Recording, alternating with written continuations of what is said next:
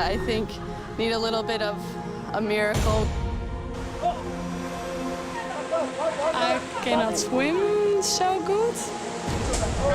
And the team that will be eliminated from the Ultimate Forces Challenge. Come on, guys, come on! Hold it, hold it, hold it! The Photonis Ultimate Forces Challenge, an annual extreme endurance competition for athletes from across the globe. On the Indonesian island of Bali, 42 elite athletes push the limits of teamwork, tactics, and pure physical strength to prove who's the fittest of them all.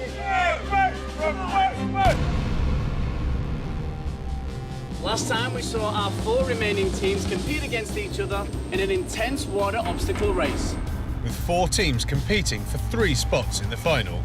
In the previous challenge, the athletes pushed themselves to their limits as they made their way across a number of, how shall we say, creative obstacles. Out of all the events, that was my favourite. That was number 1. It was a race where each team's strength and agility were put to the test. 5 minutes will get you. Some teams stepped up to the challenge and exceeded expectations, while others crumbled under the pressure. It doesn't matter, Aga.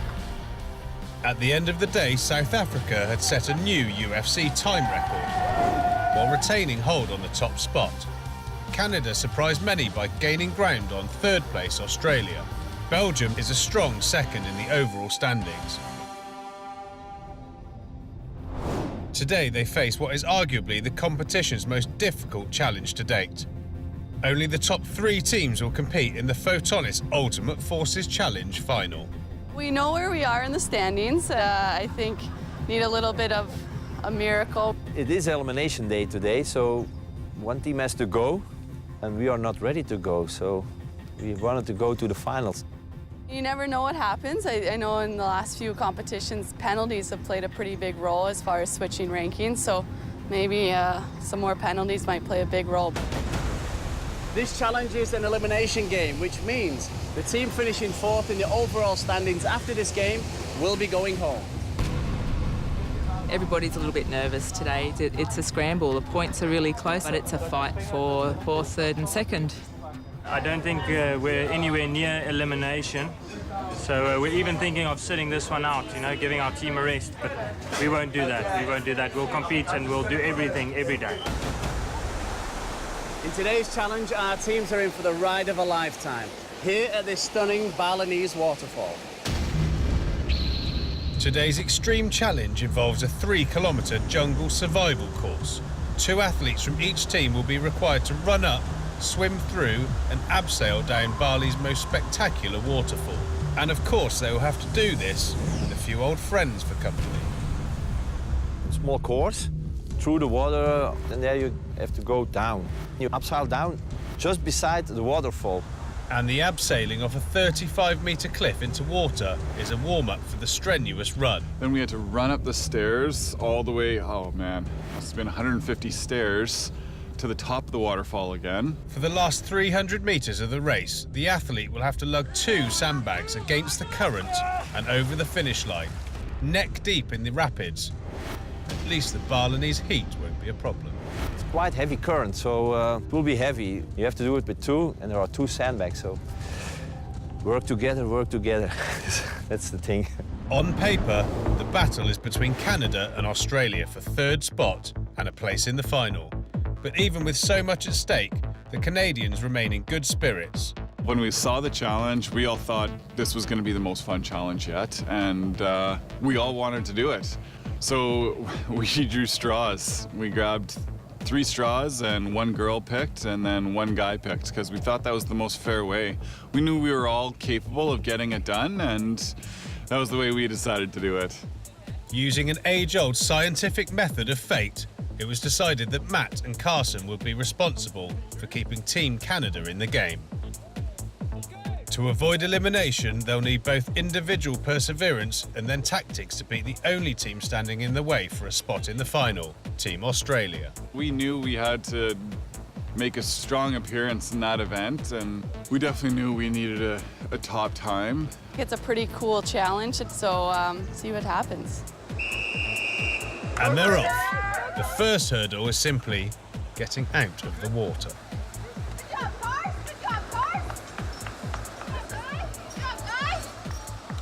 After quickly traversing the 200 metres downstream, they come face to face with a real ultimate forces challenge. A 35-metre abseil down the side of a waterfall. You open, you descend. If you close to your body, you brake. With the right hand, you control the verticality. Safety is an absolute priority in the UFC, and the clock stops as a professional instructor walks them through the rules of abseiling again. The athletes will drop one by one. Only when the first athlete switches ropes at the halfway point may the second athlete begin. Once at the bottom, the teams will either wait for each other or tackle the steep stairs solo. It was about trying new things and pushing yourself, challenging yourself, doing things I'd never done before, seeing what you're capable of. Matt's the first to go. It's his first time abseiling, ever. Following the UFC's strict safety measures, Matt switches ropes halfway down the cliff. During this transition, the clock is stopped. As it turns out, Matt is a natural abseiler. He keeps his balance throughout and steers clear of the waterfall to his left. Get too close to the falls and you're in for a soggy and very painful treat. Matt decides to wait for his teammate before embarking on the next leg of the challenge, which is a 2-kilometre run back to the top of the waterfall. So we both said, do a steady pace up the stairs, don't run, do a brisk walk or whatever. The trail includes ascending a ridiculous number of stairs that wind all the way back up the hill. Once there, the real fun begins. Without a doubt, the hardest part of today's challenge. And then we got into the creek and had to pick up 2 heavy sandbags and carry the sandbags upstream while remaining in the water the whole time. Looks easy. Yeah, right. Where it's won or lost is coming upstream with the sandbags. It definitely didn't make it easy. Super hard challenge. Hardest one so far. The strength of that current made it impossible to move forward faster than a couple inches at a time. The finish line is only 300 metres upstream, but for all these well-trained athletes, it's likely to be the hardest 300 metres of their lives, even with their teammates egging them on and offering all the advice they can give. Okay, now rest. If it's sitting on the rock, just rest. Carson's behind you. Matt and Carson have to conquer the river's current all on their own. Team Canada are in the water at the minute and they are fighting for survival. They are working incredibly well as a team. They are flying through one of the hardest parts of the course. Will this be enough? God only knows. We'll soon find out. Matt and Carson must carry the sandbags all the way upstream and drop them no less than 10 metres from the finish line. We have to win it, but when you're in there, you're not even thinking. Right now, we just want to do it together and complete it. But in their fatigued state, those last metres seem to take forever.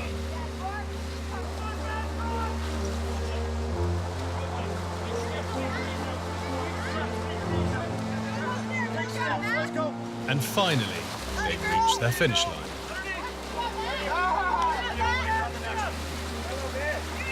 With every ounce of energy Matt has left, he dives across the finish line. But now they have to wait and see how the other teams fare. Was their time good enough to avoid elimination? Good job, guys. I kind of lost all sense of time during that. But yeah, I definitely thought we had a pretty strong time when we finished. If it will be enough all depends on the Aussies later. Next up, we have South Africa. The South Africans have appointed Dina and Victor to represent their team. Seeing he's been out of action for a few days, choosing Victor is a massive gamble. Victor's strong, Dina's strong. I'm not worried, but I think we'll do well. Normal people usually need a few days of rest and recovery from food poisoning, but Victor isn't exactly normal. In fact, challenges demanding both endurance and speed are precisely Victor's cup of tea. It was very physically demanding. It was emotionally demanding, and that made it interesting because we had to dig deep and dig hard. Victor shows little signs of a food poisoning hangover. As eager as ever, he's the first to abseil down the waterfall. If we could have drawn straws, or if we could have battled it out for the strongest, I think myself and Terence were definitely the most hungry to do it. But you had to take one male, one female. And, you know, a clinical decision coming down who's the strongest and who was the freshest. With Victor at the bottom, Dina can now start her descent. It goes well at first, but oh, that's gotta hurt. Dina had quite a hard smash against the rock face while abseiling. She's incredibly strong, she's strong-minded, she's determined. She carried herself, she picked herself back up and she continued, and she did a sterling job at the end. Dina's fall does cost them precious time, but with both athletes now at the bottom of the canyon, the South Africans can now move on to the second leg of the race. And fortunately for the team, Dina seems to be in great shape. She's a powerhouse of note, so she won't back down. If she fell into the rock, I feel sorry for the rock. Dina and Victor tackle the stairs like true professionals, quickly making their way back to the top of the waterfall.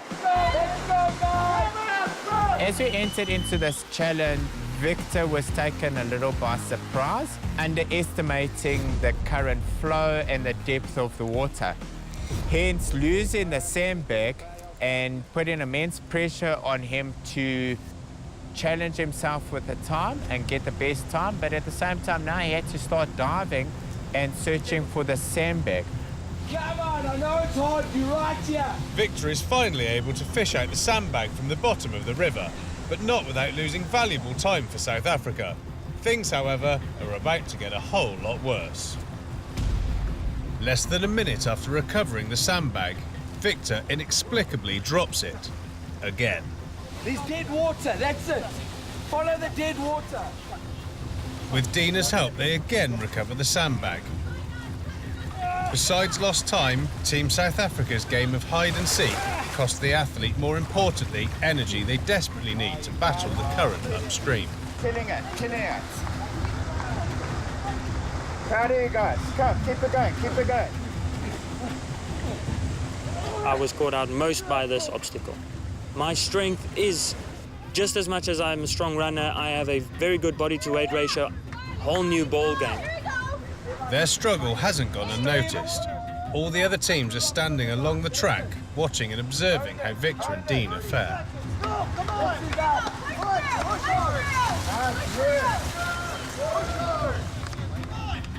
Come, guys. Just a few more meters to the finish line. And they're done. As usual, South Africa finished strong, but Dina's abseiling misstep and Victor's slippery hands cost the team much time. But with their place in the final already secured, they can afford a poor showing today. Oh, that's power. Next up, Team Belgium. The Belgians have chosen Bart and Eva to defend their second place standing. And while Eva is the logical choice for a challenge like this, she isn't as eager to compete as you'd expect. I don't like water challenges because I cannot swim so good. I was chosen one, so I have to do it. Bart, on the other hand, has all the right credentials to excel in this event. I will do this because I'm quite good with ropes. I'm a fireman, so I'm also in a rescue team in our department, so I do it often, almost every week. And it shows. No one before have reached the halfway stage quicker, with 2 great leaps, which is the start sign for Eva. Not quite at Bart's pace.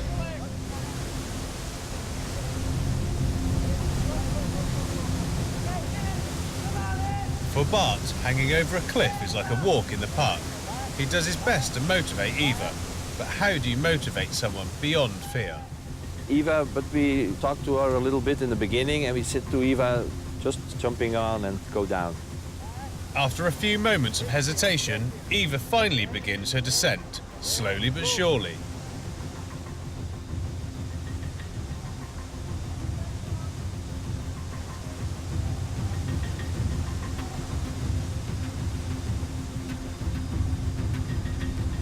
Halfway there, obviously Bart's already at the bottom. The second part starts well for Eva, but then things start to get slippery.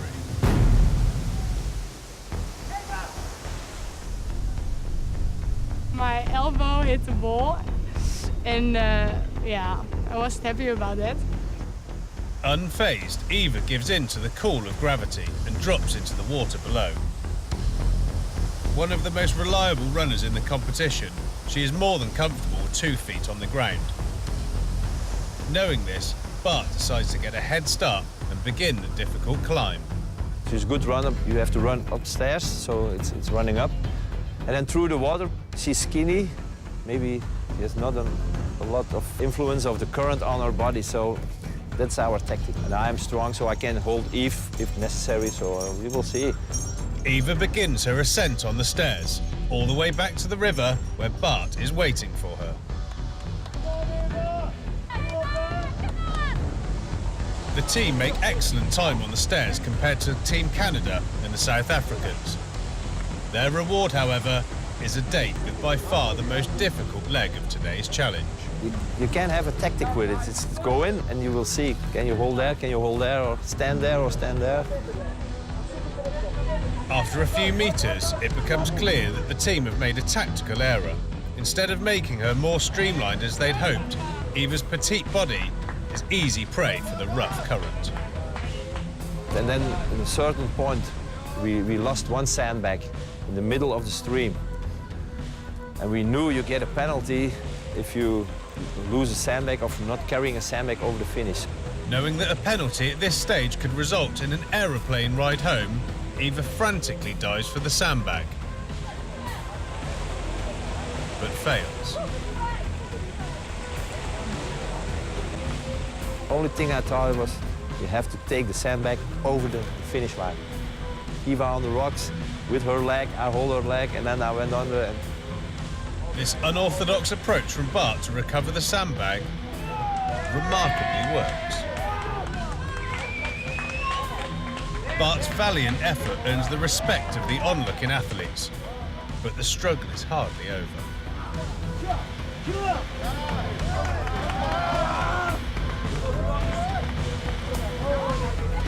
Really, as a team, Bart and Eva take on the last few meters of this excruciating race.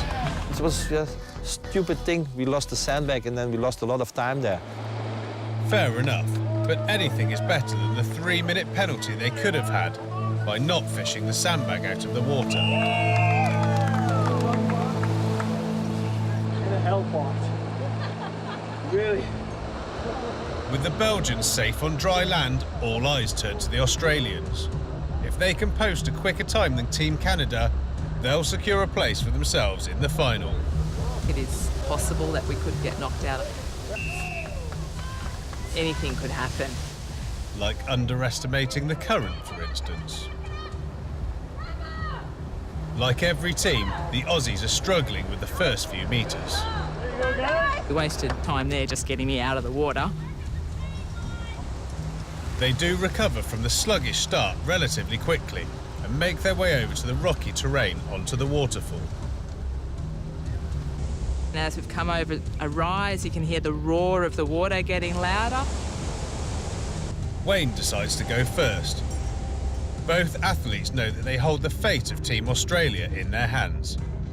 Wayne's already gone ahead, so his big long legs, he was off and he'd already been clipped up and was gone. I couldn't see him, and I've come to the edge of the cliff and all I can see is how far down it is across the other side of the river and this waterfall following. I hate heights and I'm just focus, clip myself up, follow the instructions, step back, let her go. As easy as that. It was incredible, with beautiful waterfalls splashing down beside me and just a big adrenaline rush. Like, it was amazing. Who would ever get that opportunity? I've been really, really lucky. And besides that, up to now, Wayne and Victoria are doing a great job with a steady pace. At least for now. The stair run wasn't as fun as I thought, but it was very, very pretty. Instead of waiting for Victoria, Wayne's strategy is to run ahead. Once atop the stairs, he's going to move the sandbags past the initial set of rapids to make the going easier for Victoria. Wayne was amazing. He negotiated our course up the channel. But in the back of his mind, that's a lot at stake. This is, of course, an elimination game, which means everything is riding on this. The guys are giving it their all, and this is going to be right down to the wire. We got our bags eventually to the front and straight back and under the finish line. That's it. Good work, Victor, and then go. Good work, Wino. But like we've seen so many times before, those last few metres are the most painful. Keep going. Hold up. Everyone has the feeling Wayne and Victoria made a great time, but is it fast enough to beat the Canadians? The moment of truth. Who will remain in the Photonis Ultimate Forces Challenge? And who will be going home? The number 3 in team of South Africa. South Africa's third place finish only adds to the tension. It can go either way. It's the final verdict. At number 1, team of Australia.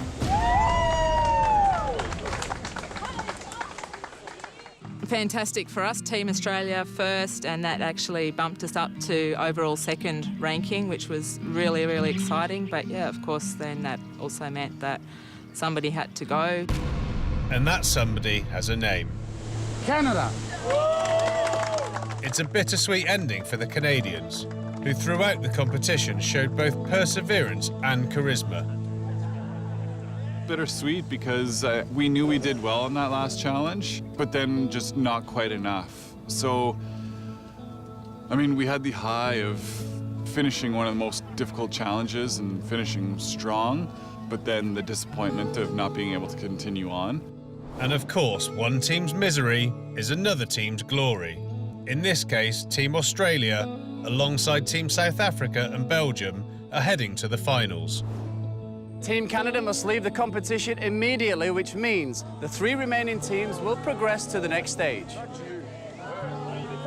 It was actually kind of nice knowing that we put everything out there. I couldn't have gone any faster. I did everything that I could to win this competition. So losing in that fashion to better people is the way to do it. So we went out on a high. Sad, it's sad, but it's competition, so we're coming closer and closer to the final, so we have to skip teams. And we are still in. Great feeling, great feeling. To say of all the challenges, this was the one we've done the worst in. 3, 2, 1, go! You can just go and go, go, go. That's good fun, though, eh? That's good fun. I'd rather be good.